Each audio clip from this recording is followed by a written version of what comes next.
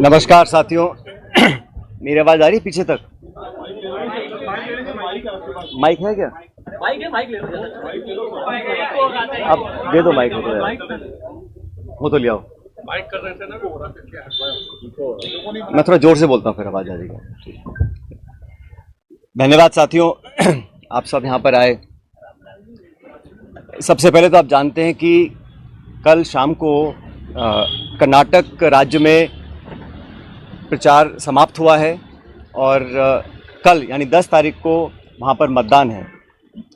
कर्नाटक में जो election campaign हुआ और जो रुझान सामने आ रहे हैं, उसे देखकर स्पष्ट है कि वहाँ जनता बदलाव चाहती है और वहाँ की भाजपा सरकार भ्रष्टाचार में पूरी तरह लिप्त थी। और हमारी पार्टी का नेताओं का जो धुआंधार प्रचार हुआ, उसको देखकर ये बात बिल्कुल क्लियर है कि वहाँ कांग्रेस पार्टी 13 तारीख को जब मतगणना होगी तो बहुत भारी बहुमत के साथ वहाँ पे सरकार हम लोग बनाएंगे।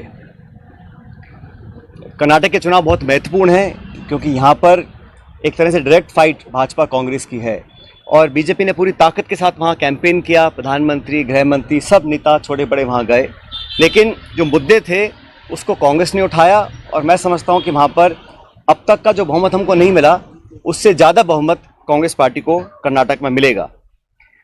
इस प्रचार में, इलेक्शन कैंपेन में जिस प्रकार के शब्दों का प्रयोग हुआ और ख़ासकर हमारे राष्ट्रीय अध्यक्ष खारगे साहब के को धमकी दी गई, उनको, उनके परिवार को जान से मारने की, उस पर भी केंद्र सरकार, राज्य सरकार ने कोई पुख्ता कदम नहीं उठाए। तो ये एक निम्न स्तर की राजनीति है और इसका हम सबको खंडन करना चाहिए। मैं कड़े शब्दों में इस प्रकार की वारदातों की निंदा करता हूं और उम्मीद करता था कि भाजपा के लोग इस प्रकार का पक्षपात रवैया नहीं अपनाएंगे। और खारगे साहब जी को जो धमकी मिली वो एक तरह से बौखलाहट का परिचय था। साथियों, आप ये भी जानते हैं कि एक बात तो और स्पष्ट हो गई है। सामान्य मुख्यमंत्री जी का भाषण परसों धौलपुर में हुआ और उस भाषण को सुनने के बाद मुझे ऐसा लगता है कि सामान्य मुख्यमंत्री जी की नेता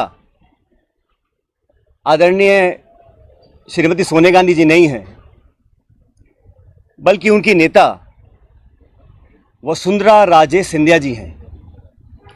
उनकी नेता सोनिया गांधी जी नहीं हैं, बल्कि उनकी नेता वसुंधरा राजे सिंधिया जी हैं। और एक तरफ ये कहा जा रहा है कि हमारी सरकार को गिराने का काम भाजपा कर रही थी, दूसरी तरफ कहा जाता है कि सरकार को बचाने का काम वसुंधरा जी कर रही थी। तो ये जो विरोधाभास है, इसको समझाना चाहिए। आप कहना क्या चाह रहे हैं, ये स्पष्ट कर देना चाहिए।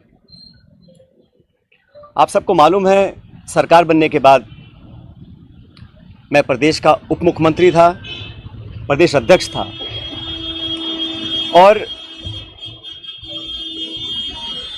2020 में देशद्रोह, राष्ट्रद्रोह के मुकदमे में मेरे पर कार्रवाई करने की कोशिश की गई थी।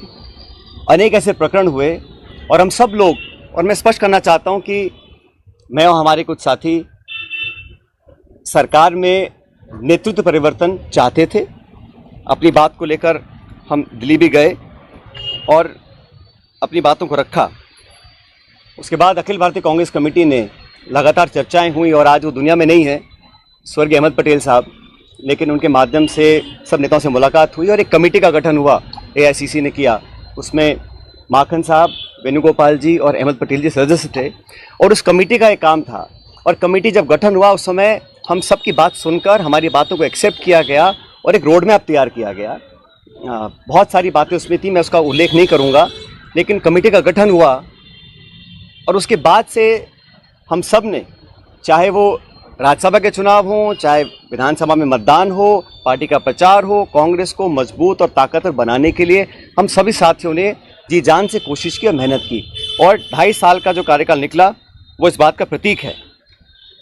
अनुशासन तोड़ने का काम कभी भी किसी ने नहीं किया। मुझे बहुत कुछ कहा गया,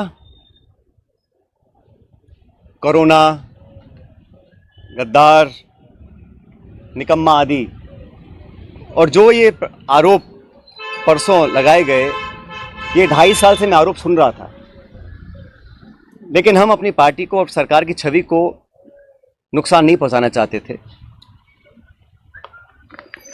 इसीलिए मुझे लगा कि जो प्रकार का भाषण दिया गया, मैंने पहली बार देखा कि अपनी सरकार को, अपने ही विधायकों को, अपने नेताओं को बेइज्जत और बदनाम करने का काम हो रहा है।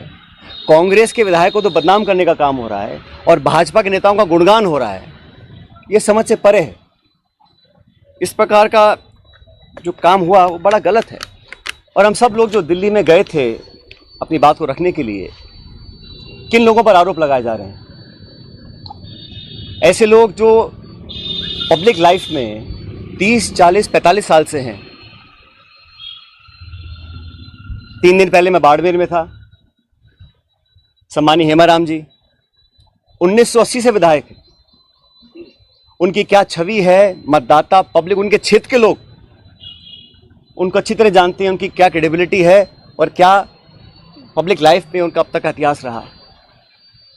ओला साहब, जिनके स्वर्गीय पिताजी 1957 से चुनाव लड़ रहे हैं, बड़े बड़े पदों पर रहे, और हेमाराम जी ने तो अपने नौजवान बेटे की मौत में और याद में एक छात्रावास बनाया है। 100 करोड़ की ज़मीन तो उनकी बाड़मेर में, निजी ज़मीन को उन्होंने दान किया समाज के लिए, लोगों के लिए। पैसा इकट्ठा कर 22 करोड़ का एक हॉस्टल बनाया 150 बच्चों के लिए, गरीब बच्चों के पढ़ने के लिए। इन सब लोगों पर इस प्रकार के आरोप लगा देना मैं समझता हूं बहुत गलत है, बहुत निंदनीय है, और मैं सिरे से इन बेबुनियाद और झूठे आरोपों को नकारता हूं। बहुत से साथियों को मंत्री बनाया इस सरकार के अंदर, बड़े बड़े पद दिए गए, कोई चेयरमैन है, कोई कॉर्पोरेशन में मेंबर है, कोई पार्टी के पदों पर बैठे हैं। 3 साल हो गए। ऐसे लोग जो पब्लिक लाइफ में रहे, जिन्होंने अपना नाम कमाया, जिनकी एक साख है, उन पे आरोप लगा देना कि आप चंद रुपए में बिक गए, मैं इसको बहुत गलत मानता हूं। और 3 साल से कोई कार्रवाई आपने नहीं करी, ये बहुत बड़ा सवाल उठता है।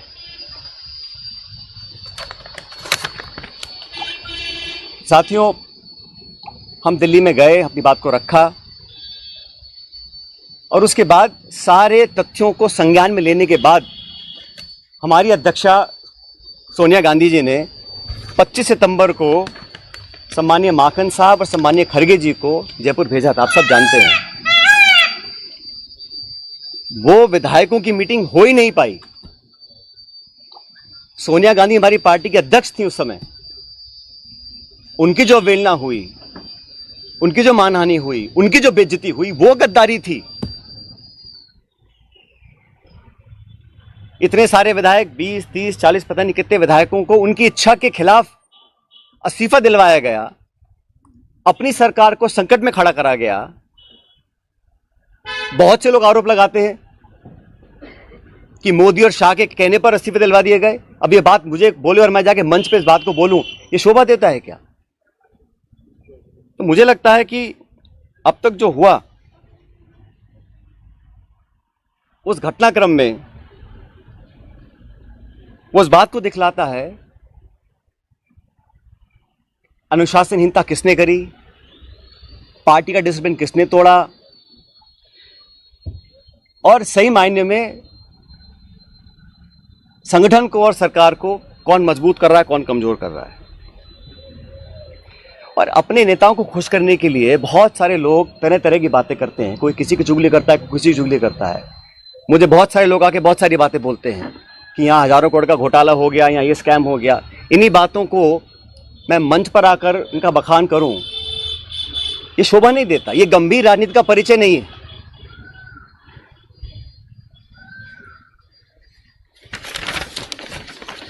इसीलिए मैं, आप जानते हो, पिछले 1.5 साल से चिट्ठियां लिख रहा हूं वसुंधरा जी के कार्यकाल में जो तमाम गंभीर भ्रष्टाचार के आरोप हमने लगाए, अशोक गहलोत जी ने लगाए, मैंने लगाए, मंचों पर लगाए, प्रेस कॉन्फ्रेंस करके लगाए, उनकी जांच क्यों नहीं हो पा रही थी? अब मुझे समझ में आ रहा है कि ये जांच अब तक क्यों नहीं हुई। मेरे चिट्ठियां लिखने के बावजूद मैं 11 अप्रैल को जयपुर में अनशन पर बैठा इस मांग को लेकर,